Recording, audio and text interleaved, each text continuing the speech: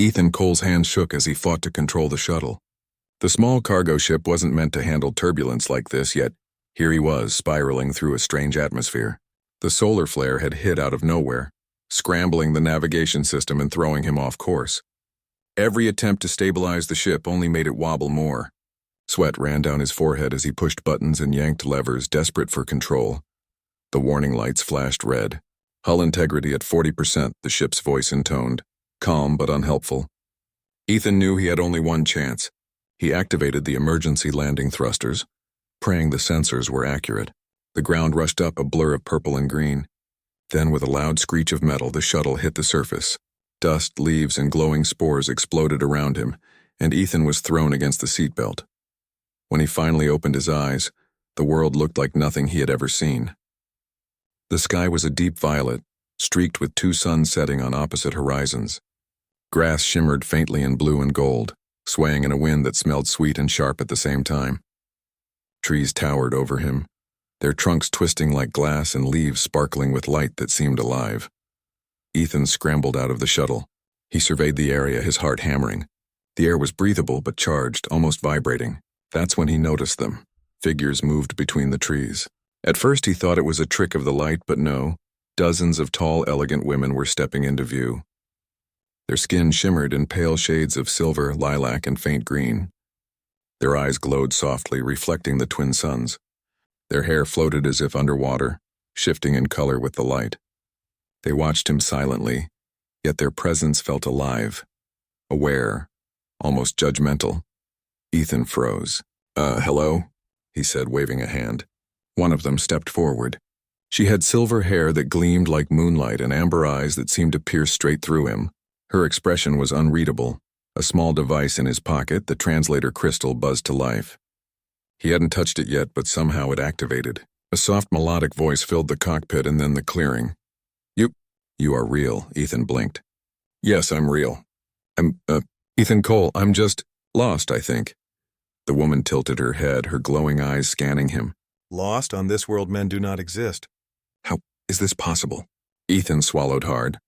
He glanced around at the other women, who now closed in, moving gracefully, silently. I don't know. My ship got hit by a flare. I was trying to get back on course, and I guess I landed here. I just want to fix my ship and leave." The silver-haired woman stepped closer. "You are different, unique. The prophecy spoke of one like you. Not a myth, but real. Prophecy?" Ethan laughed nervously. "Look, I'm just an engineer. There's no prophecy." But the women didn't laugh. Some tilted their heads curiously. Others whispered among themselves, a musical, harmonic sound that Ethan couldn't understand. The silver-haired woman, Lyra, as the translator finally identified her, spoke again. "The council will want to see you. The Empress will know what this means." Before Ethan could protest, several of the women surrounded him, not threatening but guiding him with gentle, glowing hands. Their touch was surprisingly comforting, warm but firm. The shuttle's remains glinted behind him, and he realized that his tools were nowhere near enough to fix it. Hours later, he was led into a valley that seemed carved from crystal and light. At its center stood a building that shimmered like water, with columns twisting skyward like frozen streams. Inside, he saw more alien women, many older, some younger, but all with the same luminous beauty. The tallest, adorned in flowing robes of iridescent light, stepped forward. "I am Sorel, Empress of Thalira," she said, her voice both commanding and soothing. "You have arrived at a time we feared would never come. The legend spoke of your kind, but we never believed we would see one." Ethan's mouth went dry. I don't understand. I'm just a human. I didn't come here on purpose." Sorel's gaze softened. "Perhaps. But the world itself brought you. The living core which lies beneath our lands has sensed your arrival. You carry something it has awaited for centuries." What?" Ethan asked, stepping back. "I'm not special.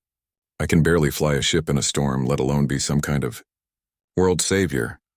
"You underestimate yourself," Lyra whispered, stepping to his side. "Your presence restores the energy that has been fading. You are not meant to leave." "Not yet," Ethan felt a chill. "Wait, did you just say I'm not meant to leave?" "I have to fix my ship and get back to my crew." The Empress's lips curved slightly. "You may try, but the planet itself may not allow it. The living core senses your spirit, your life force, It responds to your emotions, your courage, your fears. This world has chosen you. Panic rose in Ethan's chest. He had trained for emergencies, crash landings, alien encounters, but not this. He tried to reason with them, to convince them he was just a visitor. But Lyra shook her head. Her amber eyes were full of a strange mix of curiosity and concern. "They will not harm you," she said softly. "They are cautious but not cruel. The planet protects its own, and now it sees you as part of its balance. The word felt heavy. Ethan tried to wrap his mind around it. He glanced back at the shuttle. "What about my ship?" "I need to leave. I can fix it. I just need materials." "You will not need it for long," Sorel said. "Soon you will learn that your place here is not to leave, but to stay, to help, to become what the legends foretold." Ethan's stomach twisted. Stay? Help? Become what? He had no choice but to follow them deeper into the palace, where corridors of liquid crystal reflected the light of the twin suns outside. He could feel the energy of the place humming through his body, faint but insistent. It made his hair stand on end. The women guided him to a small room filled with strange tools and glowing panels. Some seemed alive, pulsing like hearts. Ethan's instinct as an engineer kicked in immediately. He examined the panels, pressing buttons cautiously, trying not to trigger anything dangerous. The devices reacted to his touch as if recognizing him. Lyra watched him quietly, her head tilted. "You understand machines in a way even we cannot. This is why the living core chose you." Ethan swallowed. "I just fix things. That's all?" She smiled faintly. "Sometimes fixing things is exactly what is needed." He worked quietly, examining devices he didn't understand. Every so often, one of the alien women would come to watch, fascinated by his hands moving over the tools. They asked questions, and he tried to answer in the simplest words possible, using the translator crystal. They didn't laugh at his mistakes. Instead, they leaned in closer, learning. Ethan felt a strange pride and a pang of unease. The hours passed.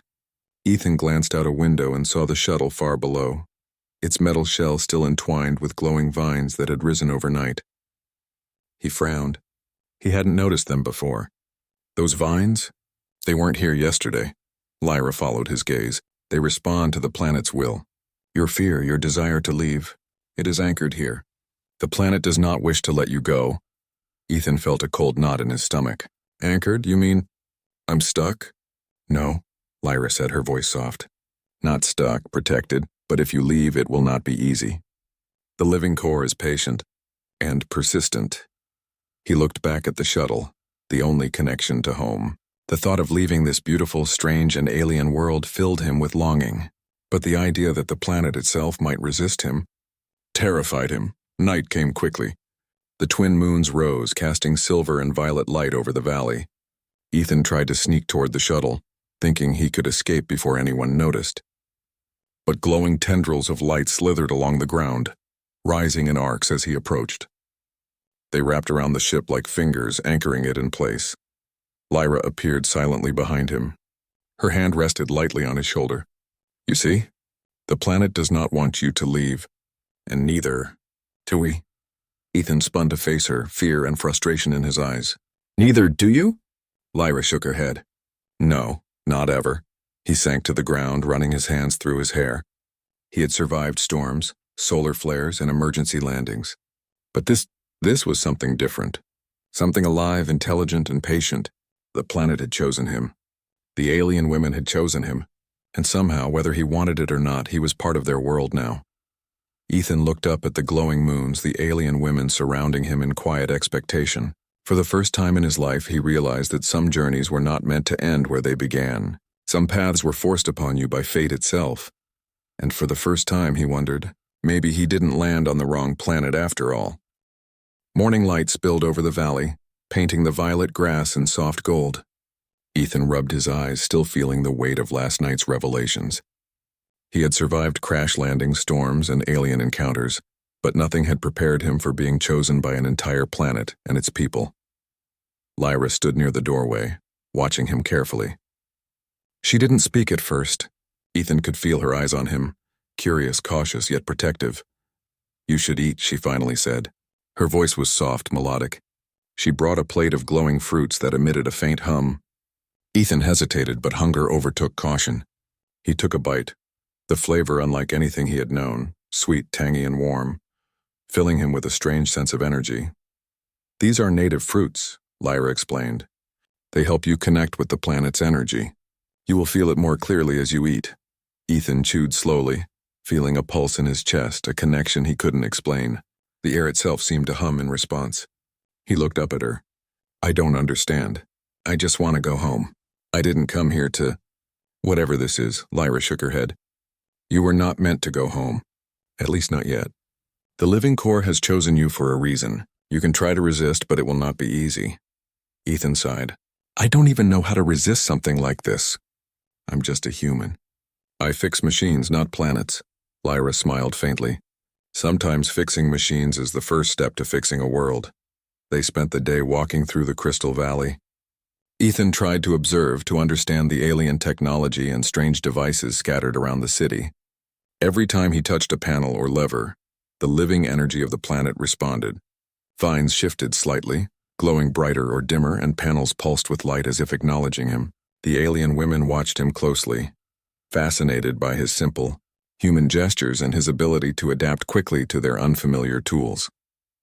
By evening, they led him to the palace's central chamber, a vast space where light flowed like liquid over the walls. In the center was a glowing orb, the living core.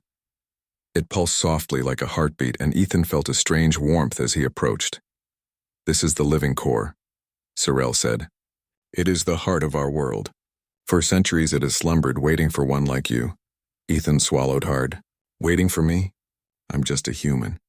I can barely survive in space, let alone... Whatever this is. Sorel's eyes glowed faintly.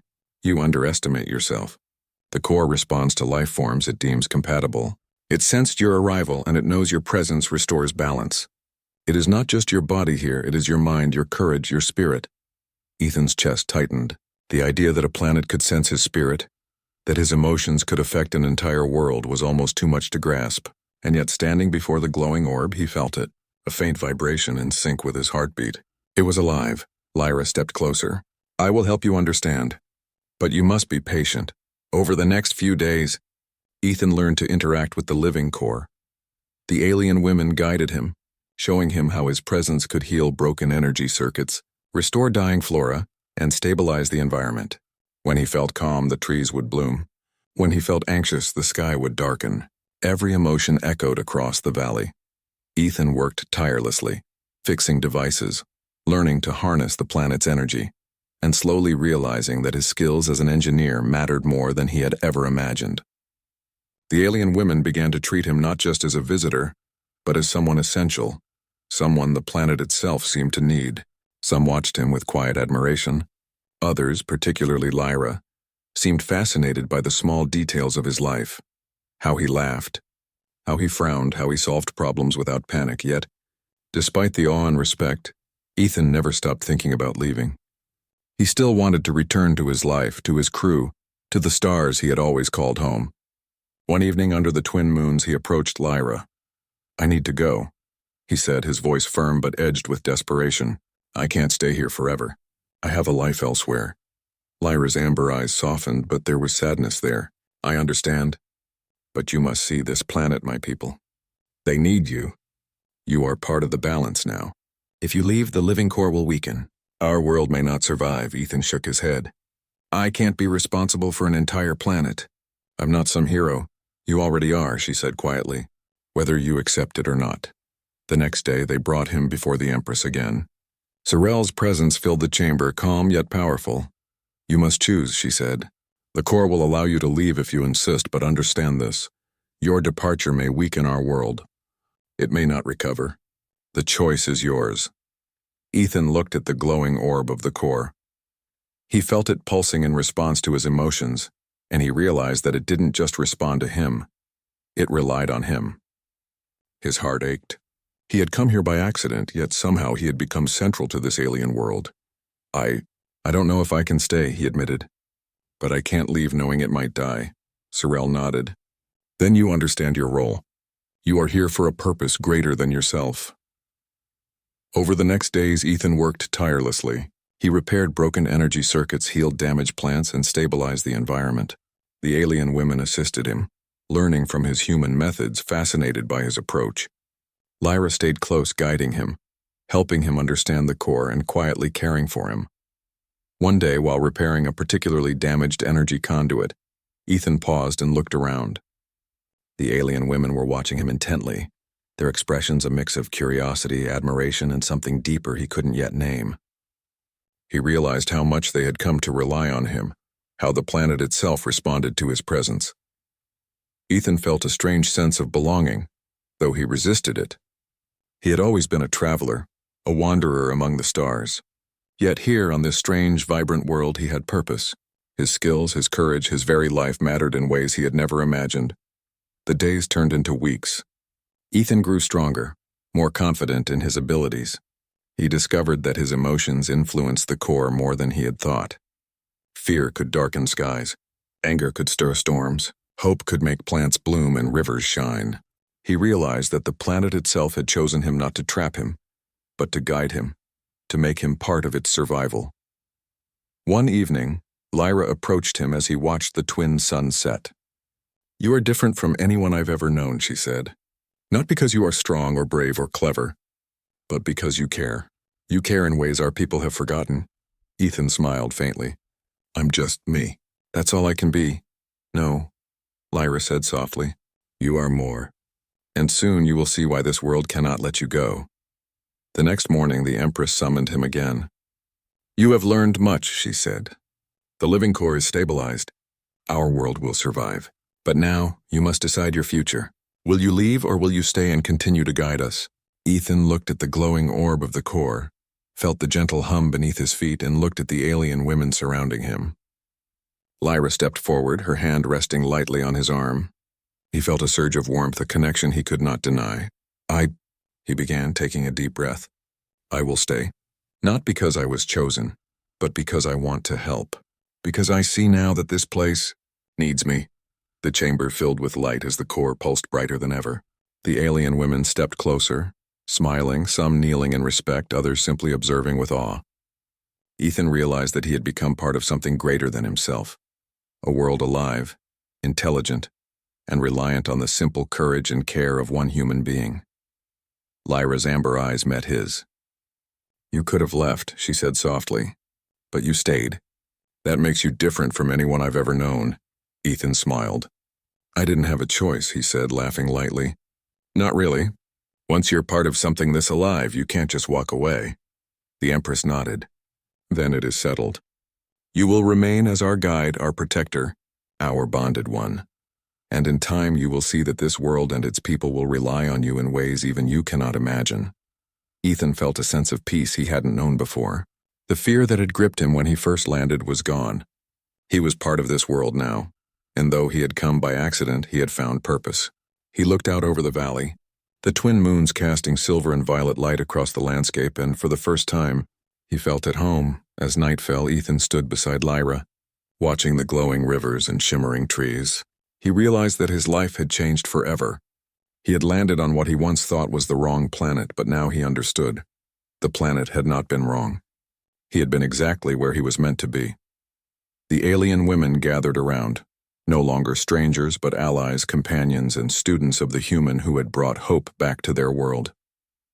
And Ethan knew deep in his heart that he had found a home among them, a purpose, and a connection that stretched beyond the stars. The living core pulsed beneath them, strong and steady, reflecting the bond between a human and an alien world.